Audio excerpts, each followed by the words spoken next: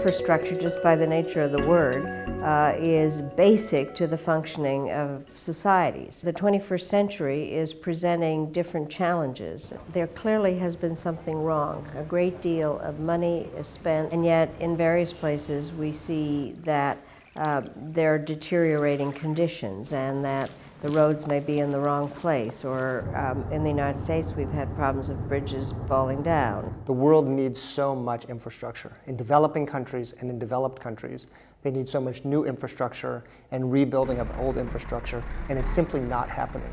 The old way of making infrastructure come into existence simply isn't working, so we need to rethink infrastructure.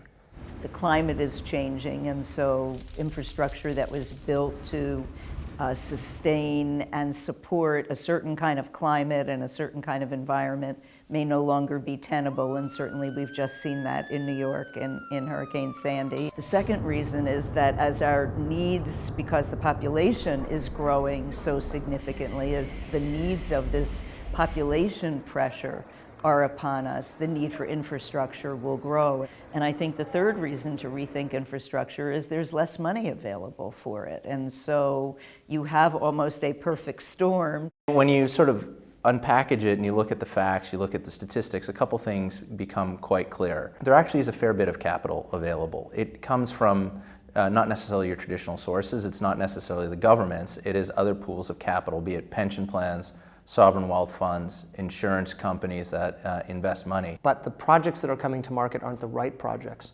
Too many projects are coming to market, but they may be the wrong projects. But if we could get the right projects designed in the right way and executed at the right cost, we could attract the right amount of capital. It's an industry, for example, that hasn't improved productivity in over 30 years. In fact, it's almost the only industry that we've looked at where productivity hasn't improved in over 30 years.